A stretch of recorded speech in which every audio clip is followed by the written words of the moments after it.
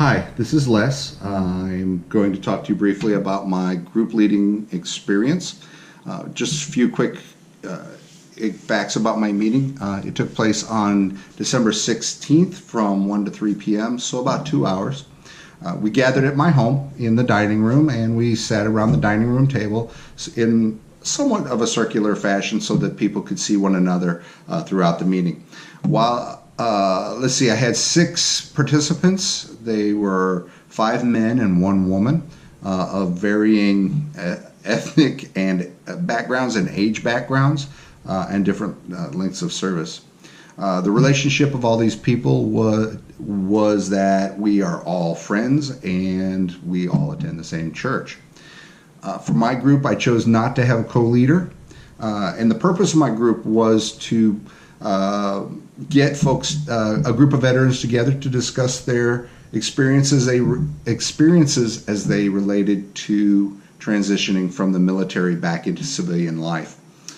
My role for the group was as a facilitator for the discussion, and the only deviation that I had from my original group proposal was that 2 of my members were not able to attend.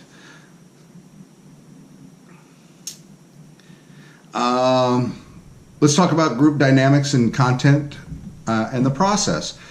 I felt like the progression of the group flowed very evenly, and that the members seemed willing and open to sharing their experiences, thoughts, and feelings. The warm-up phase of the group was actually relatively short due to the fact that all the folks knew each other, and we had about 10 to 15 minutes prior to actually starting the group where there was a little bit of social time as people arrived at my house. So once we got everybody kind of settled into the group, I took the opportunity to introduce the purpose and the expectations for the group. Simple things like if you're going that we'd like everyone to share throughout the group, and just to be courteous of other people when they're talking, and even to the point of making sure that they were looking at one another when they were talking, addressing the group as a whole. I followed that by using a round. It was an opportunity to give everybody the chance to talk about their specific branch of service, their rank, and the length of their service before moving back into private life. And I started that round off just to create a sense of comfort and to give an example of what I was looking for, as well as providing a little bit of self-disclosure. One of the things I noticed is that as I was sharing, the members kind of started to getting into their focus, and their facial expressions and mannerisms indicated to me that they were comfortable and ready to work. So we jumped right into the working phase, and I introduced the first question, which was, what was your greatest fear about civilian life before you left the military? At that point, things got a little bit out of control, and I noticed that a lot of jokes started flying, and I kind of had to use the cutoff technique to kind of shift everybody's focus back to the topic that we had come together to talk about. And to kind of help that along, I chose one of the members specifically to start the discussion. And actually, he started out with what turned out to be a great time that included every person in the group sharing. And really, truthfully, each person in the group provided depth and insight on the thoughts, fears, and feelings that they had at each stage of their own transition.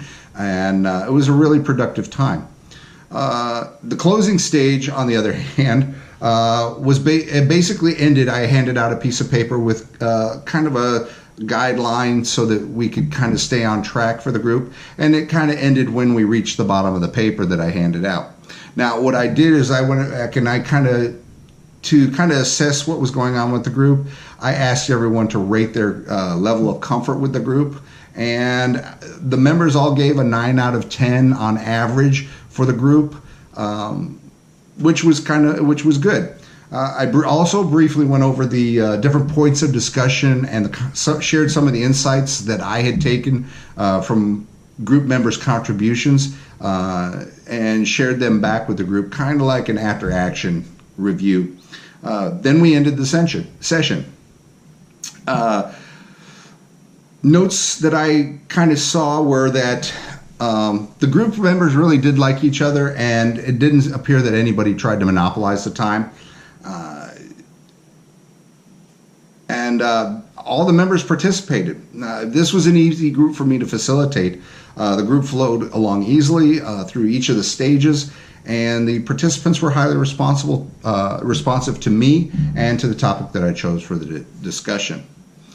Leadership skills that I identified that I had used were summarizing, reflection, listening actively, making eye contact, and using other nonverbal means of communication, and shifting and holding focus and questioning. This was a relatively, again, self-assessment. This was a relatively easy group to facilitate because of the comfort level and cohesion that existed between all of the members and even me.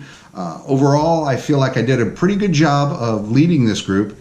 One example of this was when a member had started talking about how important their Christian faith was to their transition process, as well as the family support system that they had in place.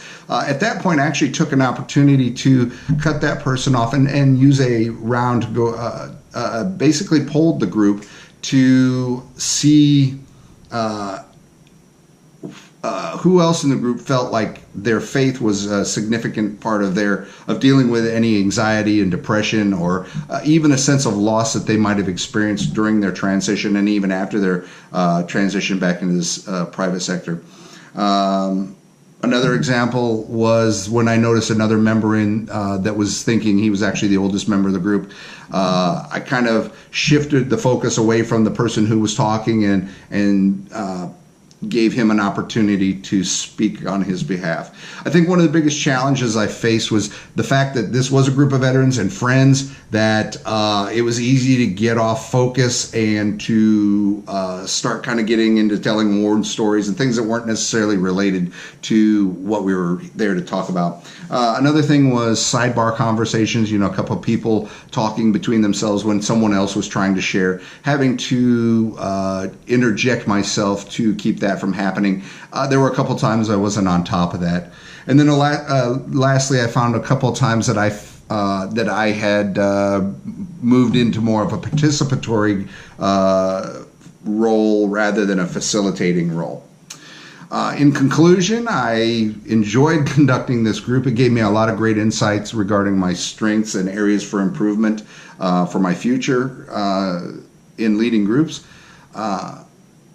Having a group that was involved in mutually supporting was great. The openness, cohesion, and distribution of the work really made this a delight. I was glad I took the time to really plan for my meeting, because it would have been easy for the members to kind of take over the group and cut me out as the leader. For the future, I think I need to spend a little bit more time on being more attentive to all of the members rather than looking at one member while they're speaking. And I also need to look at working on my questioning and clarifying. I was a little lazy with that. And then active listening, where sometimes I interrupted when I should have been just listening.